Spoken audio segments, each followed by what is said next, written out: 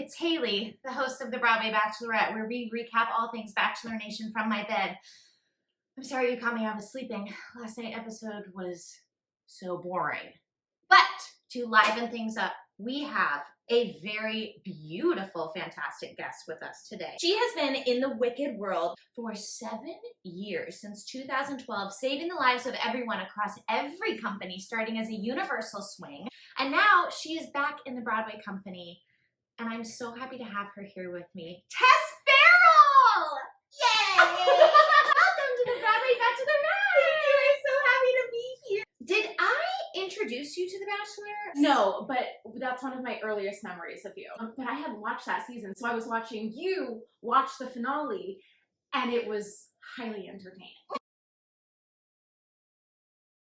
You know Peter? No, I don't know Peter. Peter and I went to the same high school. Yes, that's right. I was like, oh, he went to my high school. Like, do I just not remember him?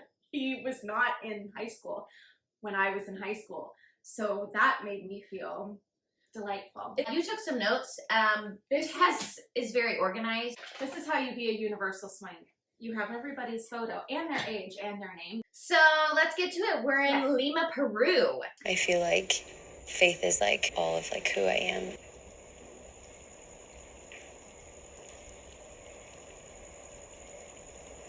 I totally hear that, and I want a family one day. He looked scared. Yes. And worried and quickly diverted the conversation. I was really hoping he would be like, I'm not that guy. We must take one moment for Madison's eyelashes. It has been so long since my last one-on-one, and knowing that hometowns are coming up. They are scary. They're like spiders on Spiders her and face. spiders. The doppelgangers of Broadway. Yeah, doppelgangers of Broadway. Madison would be Madison. MK Morrissey. I would love to see MK play Madison merely because MK is so young. Yes, it's perfect. Madison. Peter at the top of every one-on-one date, both girls, Madison and Kelsey, are like, oh my gosh, you got your bandage off. The 3-on-1, they're just staring at him, and then he goes, Got the bandage off. Yeah. It's official. Shall we? Yep. he was so desperate. For the affirmation that like he kept saying I look like a badass, and he really wanted those 3 women to tell him that he looked like a badass. But I was shocked that Madison was so religious. because all the girls were having a conversation about it like it was a known thing. Right. But it has never been discussed. And then for the next week, and she's like, I'm saving myself. I was like, oh. They've been talking about how he's going to sleep with somebody. I was trying to see whose hair it was. Me up too. against the door. It looks dark hair. And very and long. long. It's either Victoria or Madison. The person's not quite as short as Victoria. So Right. I don't know. Unless she was wearing heels. We're really, really cutting this apart. This is what you have to do. Madison's going to hometown. I am interested to see like how much of the religious aspect is going to come out in the hometown. Yes. So Natasha, There is no connection between either of them. well, and then he says, perhaps I waited too long to have this connection. You think? Yes. He's like, you're thinking about meeting her family next week, and you've never been on an actual date with this woman? He also said, I can see that potential with you, as he's holding a rose. That's horrible. Don't do that. He's so. He's terrible at this. He's really bad at this. He's so bad at this. Kelsey gets the next one-on-one date. She, of course, does the infamous run and jump on whoever's the lead. I don't think I've ever done that to anyone I've ever. I might have done it as like a joke. So they go four-wheeling. Peter says, let's run to the top of the mountain. I love that Kelsey was like, we're going up there? But they didn't go all the way. No, they didn't make it. No, they I don't see their connection at all. at all. Do we talk about her conversation with Peter about her dad? I felt a little uncomfortable about this because her mom clearly knows. Like, way to break it to your mom on national television. She also brought up, I don't think that this will come up in conversation when we go to my hometown, but you know it will come up. Wouldn't it be amazing if her dad just ding dong? Hello. 3-on-1.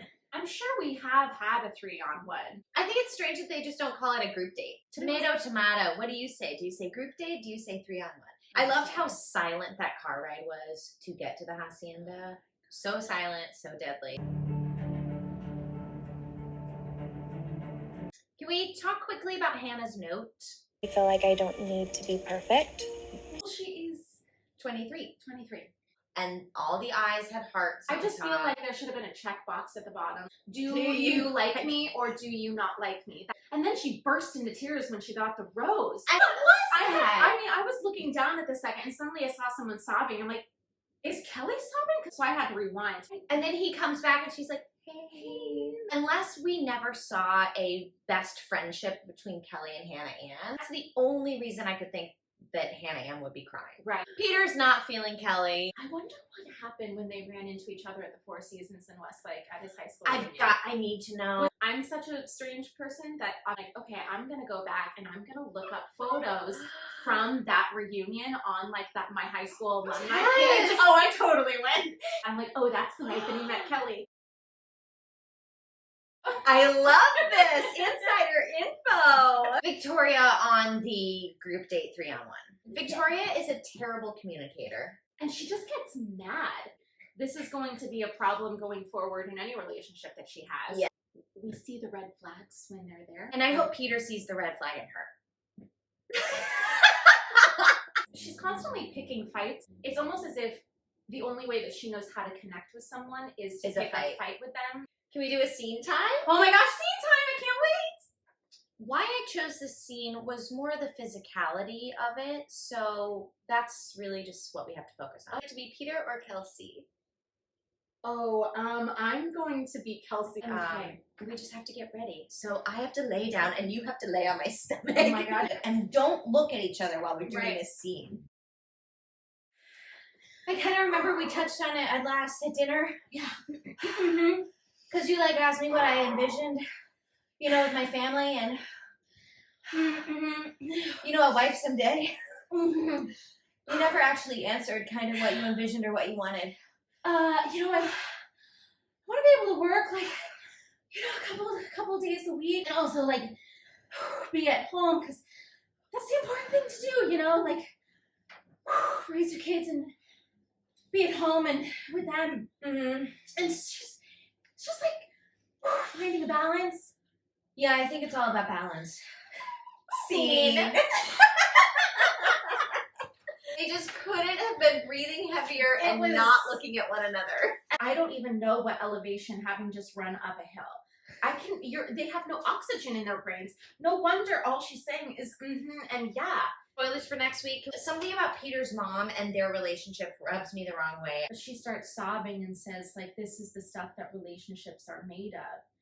And I don't see the stuff that relationships are made of with any of these women. My mom has a fun theory that she thinks Hannah Brown is going to come back at the end. There has to be something that happens with Which is Hannah why Brown. his mom is crying so much. It's either they bring Hannah back or something happens with Madison. And he has to go running off and get them. Maybe it's because he slept with someone else and she's mad. Maybe. We'll just have to see. Tess, thank you so much for coming. Thank you so much for having me. Where can we find you on social?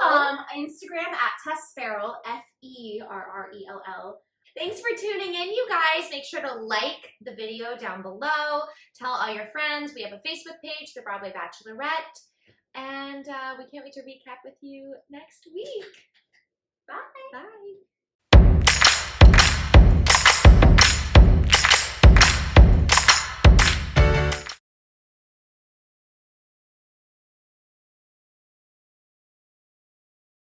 Where are you going, Maisie?